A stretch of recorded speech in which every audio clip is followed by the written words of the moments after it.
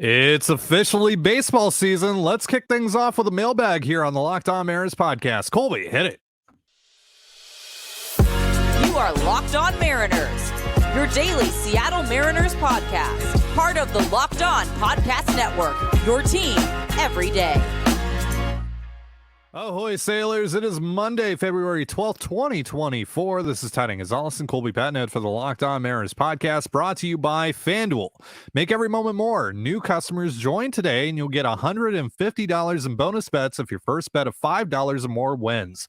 Visit FanDuel.com/LockedOn, that's LCKDON, to get yourself started.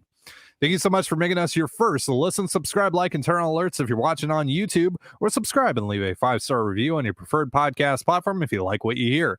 And if you're part of the crew and rock with us every single day, let us know in the comments below. And if you want to hear from us even more, please consider signing up for our Patreon. You can now get a free 7-day trial to check out the show. The link, as well as our social accounts, is in the description of this episode. This is Mailbag Monday, the show where we answer your Mariners questions, and we're going to start things off here with Daisy and the Dingo, who wants to know, will this lineup hit breaking stuff better than last year?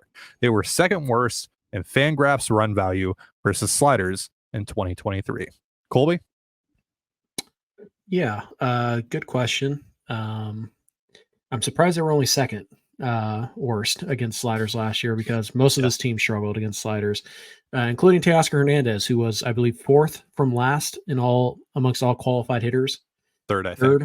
Third or fourth, whatever. Bottom three. Very bottom bad. Very bad. Very bad against sliders last year. He's no longer here. But also guys like Ty France struggled against the slider. JP struggled against the slider. Surprisingly, Julio did not, which doesn't seem to match the eye test. But yeah, I believe he was plus 2.8 in that. He was totally fine. So obviously, hitting breaking balls was a problem for the Mariners last year. And the question is, did they address that? Did they get better at it? And the answer is yes, almost just by subtracting Teoscar, they're going to get better at it. But when you look at the guys that they brought in, a couple of them, can handle the slider really well. And a couple of them are fringe average, like they're middle of the pack, they're league average, or just a little bit better, a little bit worse. Only one hitter that the Mariners have brought in struggled against the slider last year, but he also performed against the breaking balls, still the other curveballs, basically. Yeah. So Ty has the breakdown on that, but just in theory, based on my research into how these guys handled these pitches last year, yes, the Mariners should be better, more well equipped to handle the slider in particular. And also, by the way, something worth noting here that I found interesting is that the Mariners are going to crush velocity next year. Julio, I think, was 13th in baseball in fastball run value. JP Crawford, 9th in all of baseball. Like, JP crushes the fastball. Julio crushes the fastball. And Mitch Garver didn't quite have enough plate appearances to qualify, but he is one of the best hitters in all of baseball against velocity, particularly against fastballs that are 95 miles an hour or harder. Mitch Garver crushes those. So I think, are they going to be better against the breaking ball? It'll be almost impossible for them not to be, just by pure cluster luck, let's call it. Cluster luck, I like that. Yeah. But yeah, the hitters they bring in general, they're better equipped to handle the breaking stuff than the hitters they brought in last year. And so that is definitely a good observation.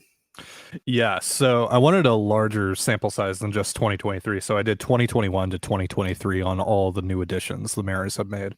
And I also threw Josh Rojas into the mix. Against the slider, over the last 3 years, Luis Urias is the only one that finishes in the positive, plus 1.6 against the slider. Then Luke Raley is second at negative 1.4, Garver at negative 1.5, Mitch Haniger at negative 2.1. Then pretty steep cliff. You got Josh Rojas, Sebi Zavala, and Jorge Polanco all at negative 7.3 or lower. So not very good. But curveballs, this team is going to hit curveballs pretty well. All the new additions, aside from Luis Urias, which is really weird considering that he was number one against the slider, all have been in the positive against curveballs the last 3 years. Polanco tops that list at plus 6.4. Sebi Zavala actually comes in at second at plus 5.6. Josh Rojas plus 5.2. Luke Raley plus 3.1. Mitch Haniger plus 2.2, Mitch Garver plus 0.8, and then Luis Urias at negative 1.9.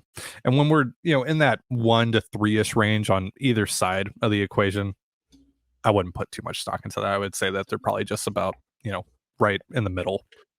They have a chance against that pitch, whereas guys like Teoscar didn't last year, and really Ty France didn't have much of a chance against them either. So I think in theory they're better, or they're better equipped to handle those pitches. But there still are some concerns. The good news is that the guys that the Mariners have brought in can hit the fastball, which if you can't hit a fastball, you're really not worried about the slider, are you? So, I think that they are better equipped to handle good sliders, particularly right-handed sliders. I think they're much better equipped to handle that pitch this year than they were pretty much all of last year. Next question here from Julio Eyes. Who should we be paying attention to during spring training? What position / bullpen battles are there to keep an eye on before opening day roster is set? There really aren't any, to be honest with you. Because they don't exist. I mean, roster battles in general, spring training battles in general, they're real. No, they're not. They are. They're not based off of spring training stats, but they're real. They're really not, though. They're real. They're real. Like, there are definitely people who have like a step up over their competition, and they make the team like 99% of the time. Maybe. Like, very few guys have made the team out of spring training who weren't expected to make the team out of spring training. Even when Julio did it in 2022, they knew. They were really sure that Julio was the guy. Sure. So, but with this roster in particular, I mean, it's pretty much locked in as things currently stand, especially on the position player front, unless they're going to add an additional bench spot, which they haven't done. They've always preferred to have 8 relievers, which means 13 pitchers, 13 position players.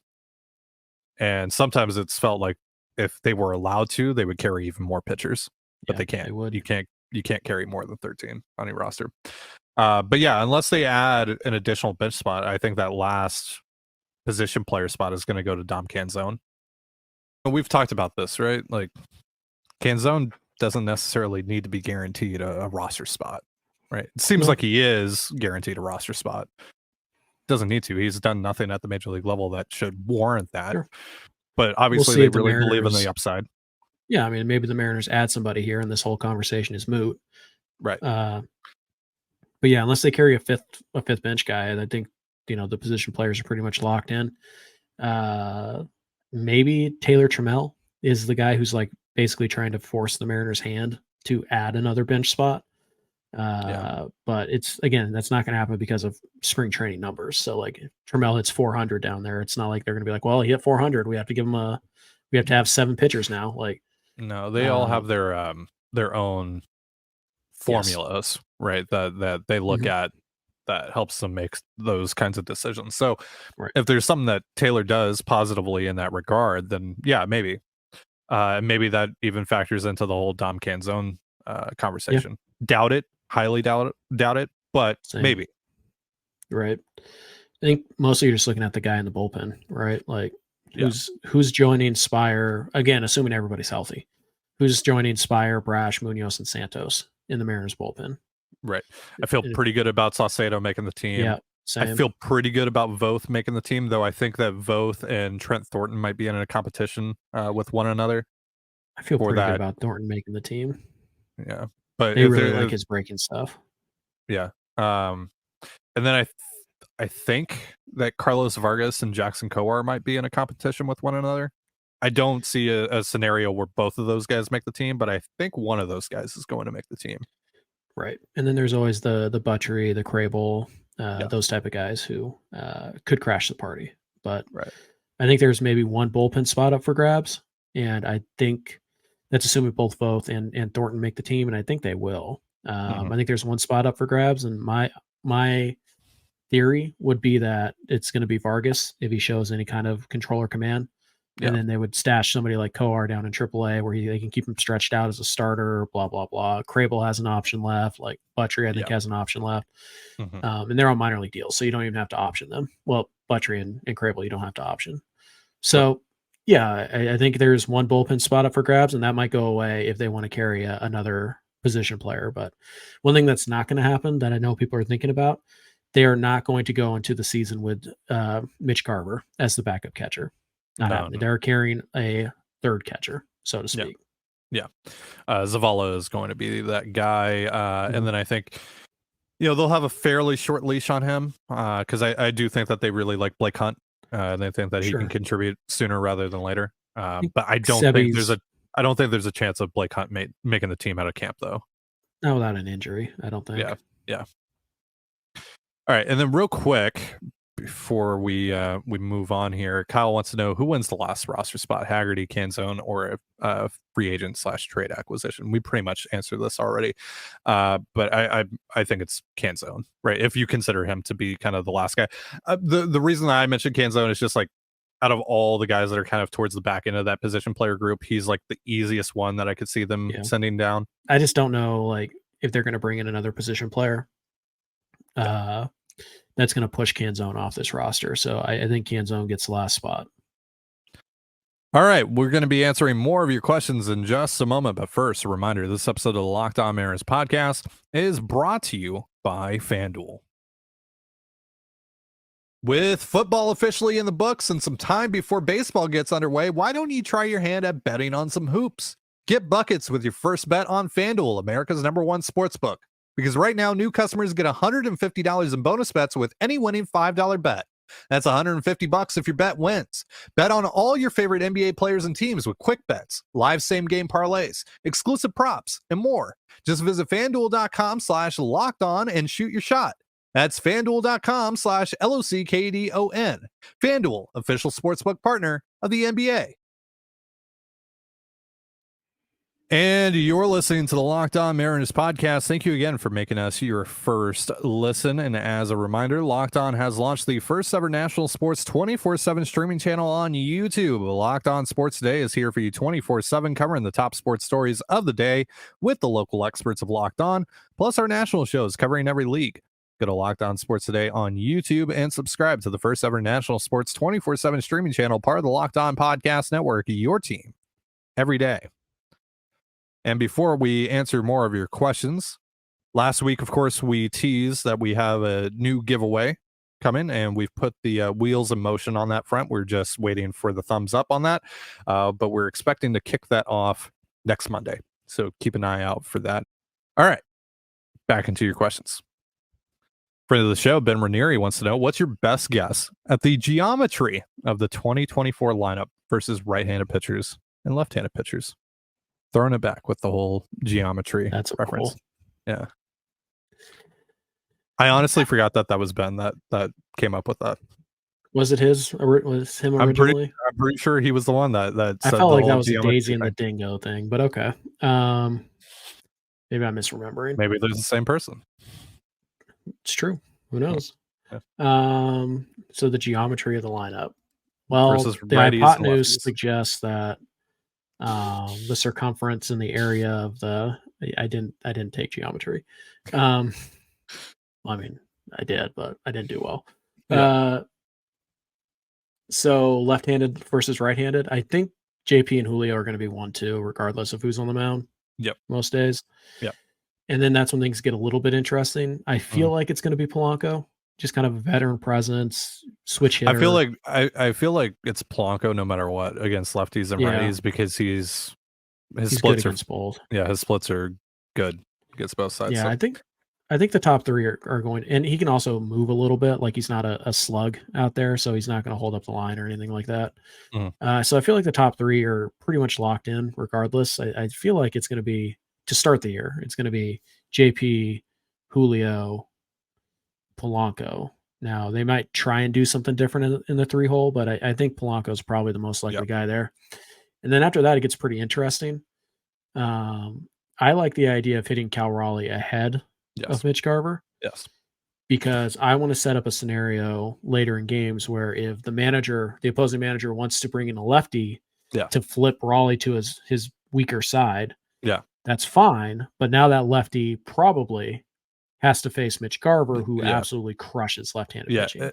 In most situations, you're going to have to pick your poison. And that's an area Or we've do you talked wanna about this a face little bit. do you want Raleigh to face a righty, or do you want Garver to face a lefty? Those are your Right. options. Yeah. Do you want to face left-handed Cal Raleigh, who is a Mhm. monster, or do you want to flip him to the right side where he's fine but not a monster? Yeah. But after that, you got to Definitely face less a dangerous. monster and Mitch Garver against lefties. Yeah. So yeah, I really I think that's absolutely how they should line that up. On days where you're facing a righty on the mound to Yes. start. I don't think I want right-handed Cal hitting in the top 4 of my lineup. No, yeah, at that point you probably just roll with Garver hitting fourth. Garver's probably hitting then 4, and then yeah. yeah, after that, that's interesting, right? It's like, how far do you push Cal down the lineup? Do you push him down to 5? Do you push him down to 6, 7? And who takes his spot? Against lefty, probably 6 or 7, because I Yeah, think I'm gonna give Ty France a shot yeah, hitting 5 against lefties. yeah. He's something he still did well last year. Mhm. Was hit lefties, and he's done it well his entire career. So I feel like against a left-handed pitcher, I think the top 5 should go left-handed starter. It should go JP, Julio, Polanco, Garver, France Mhm. against lefty. So now we get into an interesting situation, right? Where it's who hits 6. If you're not hitting Cal 6, who hits 6? Is it Mitch? Probably Haniger. Yeah. Yeah, I think Haniger, and then I think you go Cal, And then you probably hitting go, 7. and then Rayleigh, 8, yeah, and then or maybe Urias 9. Demo. Yeah, I think I want Urias hitting 9. Mhm. If you're gonna use Demo against lefties in the outfield, though, then he's probably the best guy to hit 9. Yeah, agreed. So yeah, I think you're gonna give Rayleigh a shot against lefties early in the year, which I think you probably should. Mhm. Then he hits, I would say 8 Mhm. against a left-handed starter. And then I would Urias, I think, consider hitting Urias 6. yeah, no, I mean that's fine. Yeah, I feel like Urias, like, hitting 9 is a really good spot for him, though, because there's not a sure. ton of pressure there, and he gets on base enough. He draws enough Mhm. walks that he should set the table pretty nicely Yeah. for JP and Julio. So, Yeah. and then against righties, I think you're looking at, JP, Julio, Polanco. Wouldn't be shocked if they did Garver over, because I mean it's still like, if you have a lefty starter, do you want to take the lefty out so he doesn't have to face Garver, but now you're turning Cal around? Like, it works the other way. It's just Sure. less frequent Sure. than the way we have it. So for me, plus I like having the back-to-back switch hitters for some reason. A little more versatility there. Mhm. So against righties, I think it goes JP, Julio, Polanco, Raleigh, Garver, Rayleigh, Yep. Canzone hitting 7. Is Josh Rojas? Probably France. Is Josh Hitting Rojas 7. factoring into the equation here? I think Rojas isn't going to get every start against a righty. So I think Mhm. I think France hits 7. What? Sorry, I got confused. Okay, so you have JP, JP, Julio, Julio, Polanco, Polanco, Cal, Garver, yep, Rayleigh 6. Rayleigh, So right? France 7. Yep, Okay. Canzone 8, Yep. And then and third then base. Urias, Rojas, or 9 is Urias or Rojas, who's ever Yeah. playing that day. Yeah. I think that's how it's going to line up most of the time. Mhm. Agreed. Yep. All right. Next question here comes from M's and Kings drive me crazy. First off, I love JP, our captain. How long do you think he can or should stay at short? Numerous times we've heard you guys talk about his range, and I'm curious if you think a move to second base in 2025 to 2026 might be beneficial for him and the team. Love the show. Thank you so much. If you're going to move JP to second, my question is, who's the shortstop? Who is it? Yeah. Because that guy's not here yet. I mean, could it be Right. Cole Young? I guess. Yeah. But Young is a pretty good candidate to move to second himself. Yeah. So obviously, he's shortstop this year. And then your question is about next year and the year after that. You could, but who are you bringing in? And the person you bring in, JP has to be like pretty okay with that, like he's moving his spot for that Right. guy. So like if you bring in like even like a Willie Adames, is JP going to be cool with giving up shortstop for Willie Adames? Right. Maybe not. We've talked about this. JP is earned the right to say yes or no. Within Now reason. there might come a time, right, where that doesn't apply, or there Right. might be a situation where that shouldn't apply. But for the most part, JP has the right to say, like, I'm done. Because, like, JP's fine at short. Mhm.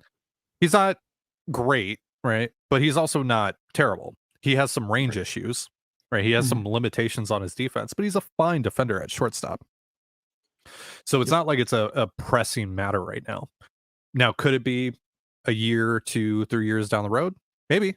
And at that point, you probably have to put your foot down and say, hey, man, like for Yeah. the betterment of the team, we need to move you. But right now, as things currently stand, if you trade for Willie Adames and you go to JP and you're like, we think the best way to optimize our roster is to put Adames at shortstop and you at second, then you see what he says and you go from there, basically. So that's pretty much where I'm at. Because again, if you add someone like Adames specifically, if he says no, okay, I could put Adames at third. Mhm. I can put Adames at second, or Second. and I can put Polanco at third. That's kind of the beauty of the versatility of the Mariners roster right now, especially in the infield, because you Yeah. have all these guys that can play multiple spots. But yeah, with JP Mhm. right now, like I'm fine with him as my shortstop. Could you Yep. do better? Yeah, but defensively speaking, yeah, Defensively. yeah, Yeah. And then like I don't think they're gonna move JP off the spot for Cole Young, right? And he's kind of the no, only guy who's factoring in the shortstop conversation in 25 and 26.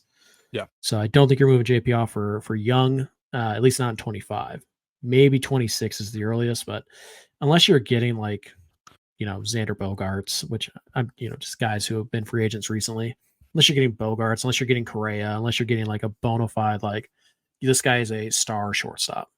mm. Like, I don't think JP is going to love giving up his spot. And ultimately, he doesn't have a ton of say in that, but you still do want the player to be happy. You want the player to be on board. He's the captain though. You got to Right. respect More that. or less. Yeah. Yeah, So, yeah.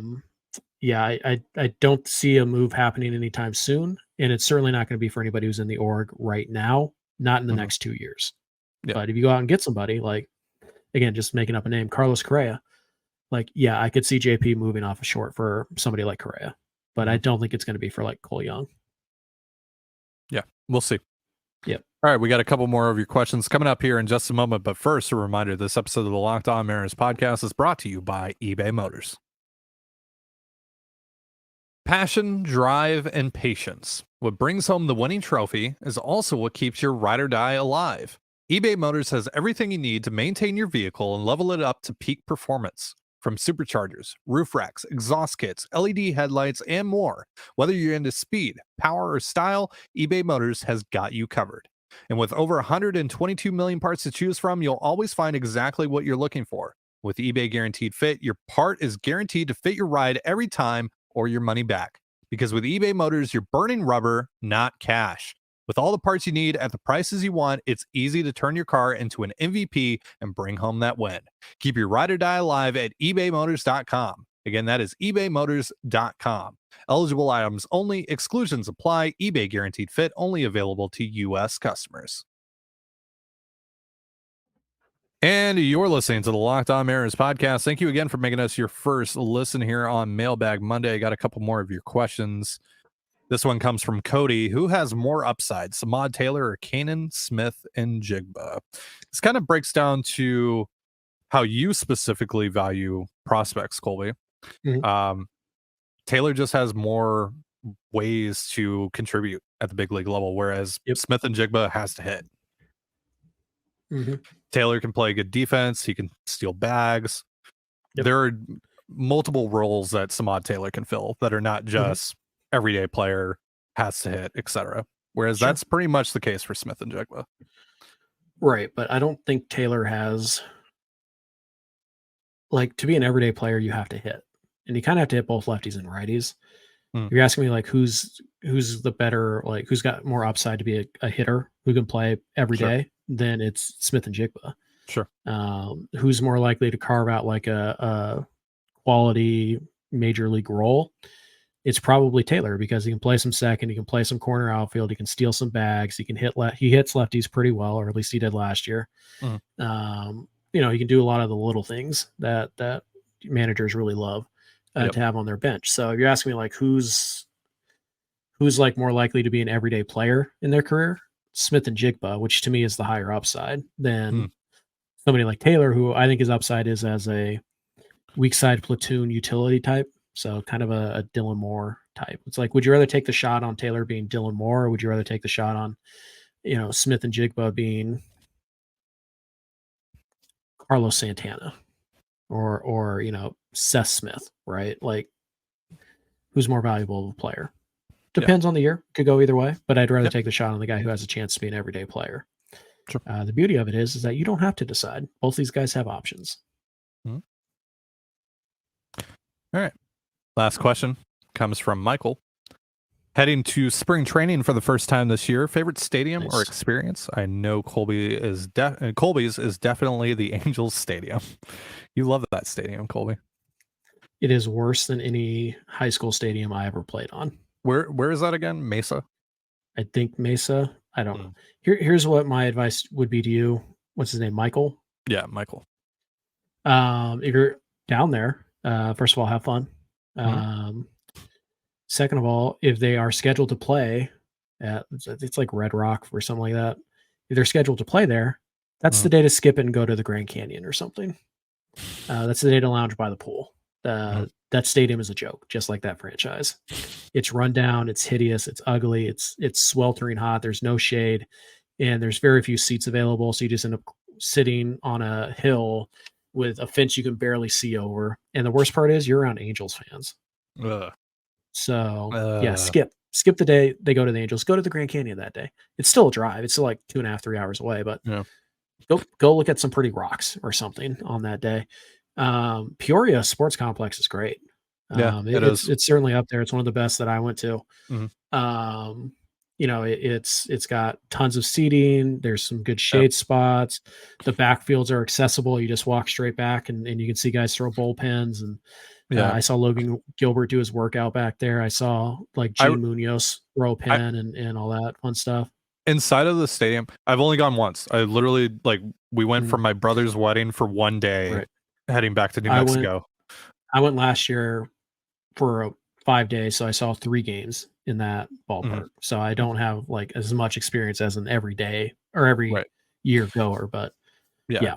But the thing I like about that stadium, the spacious concourses, especially down the first base and third base lines. Yep. I was able to just kind of post up my back against the wall. There was some shade. It was nice. And I was just able to watch the game from the first base line. It was awesome. Yep. That's the other bad thing about whatever the Angel Stadium thing is. The concourse is like super narrow. So everybody's just like butt to gut, and like you got to tuck your elbows in or you're going to knock some child over with your elbow or whatever. So it's a terrible stadium, but Peoria is bigger. It's the backfields, again, incredibly accessible. They're just right off to the right and kind of in the back corner. You can go back there. I went to I think my favorite stadium that I went to aside from Peoria, and again, I haven't been to all of them, but Salt River Field at Talking Stick. It is where the Rockies and the Diamondbacks have their complex. It's great. There's shade. There's lots of seats. There's plenty of seating on the hill. Food's pretty good. It's easily accessible. Like the walking is great. There's plenty of room and all that stuff. So Peoria, Talking Stick, those are the 2 favorite that I went to. Yeah. But we went to one other, I think it was the Cubs facility, might have been. And that was nice. That was fine. The only bad stadium experience I had was wherever the Angels play, whatever that is, Mesa, I think. They're the only one. That's theirs too. Like they don't have to share that with another team, right? And they still put $0 into maintaining it. So did you go to the Padres side? No, because I didn't. I'm curious if that looks pretty similar to the Mariners side. I would assume similar. Because the Mariners side is very Marinery, right? Like they got the 24 and the 11 and all. Like they have actual like Mariners iconography throughout there, which is really cool as well. Like you feel like you're at like a little Mariners theme park in a way. Kind of, yeah. No, I didn't go to the Padres side. I did see Justin Hollander drive around on a golf cart. Nice. Saw him go back into the offices. He had somebody driving. It's like, really, Justin? You can't walk? I saw Marco driving away because like we showed up late, like after workouts were done. Of course you did. like the night before we actually went to the game, we showed up late, so everyone was just leaving the facility. So I saw like Marco driving out. But if you have an opportunity, by the way, to go to a night game in spring training, I would recommend it. I did not get to go to a night game, unfortunately. They were all afternoon games. Yeah. But even if the Mariners aren't playing, if you can go to like a night game and, Cubs versus Dodgers or whatever, all the stadiums are within like 45-minute drives of each other. It's great. It's fantastic.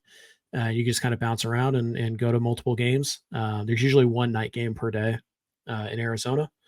So, I'd give that a shot, but have fun. Let us know how it goes. I can tell you the actual going to the ballpark is great. Going to Arizona and just being like in Arizona. Oh yeah, the roads. Not my favorite. Yeah, the roads are not good in Arizona. They are terrible. Get ready for potholes.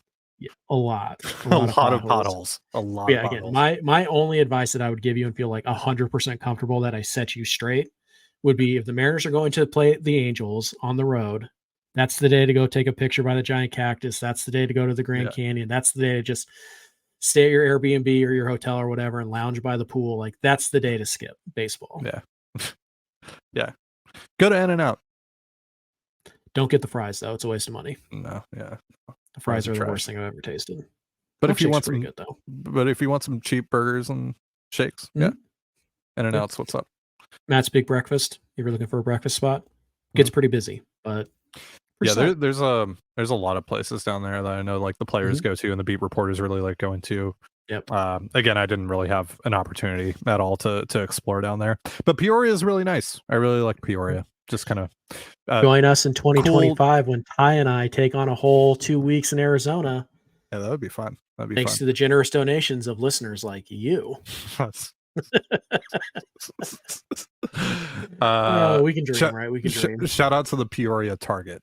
That's like is that your spot? That's my only non-Peoria sports complex experience in Peoria. Good Target, at least. Yeah, it was a solid Target. Got some sunscreen there. It was great. All right. Oh yeah, that's the other thing. Lots of sunscreen. Yeah, lots of sunscreen. Lots of sunscreen. I burn my knees. If you're pale boys like us, yeah. First of all, I tan up really nice, but it is going to burn for like a day. You're right. But tricky spot here, a lot of people don't get. Constantly do your knees. That is the only place. Ears and knees. That's the only place I burned last year. Dude, the back of my knees got burnt this year. Somehow. It's literally just my kneecap and my ears. Those are the only thing that got sunburned. Yeah. Like I was very good with the whole. I even did the ears and the knees, but for some reason, like I guess I didn't reapply. Yeah. It's like every 3 innings you should be spraying yourself down a little bit. Yeah. Like it's real. It's real. It's but, real. It's a lot of fun. So enjoy. Have fun. Let us know how it is. That's going to do it for our show. Thank you so much for joining us here on the Locked On Mariners podcast. For Colby Patnode, I'm Ty Gonzalez. Be sure to give us a follow on Twitter at @LO_Mariners. You can follow me at Ty Gonzalez and Colby at CPAT11. That's CPAT11. You can also find all that stuff in the description of this episode. Thank you again for making us your first listen. Have yourself a beautiful baseball day, and we'll see you next time. Peace.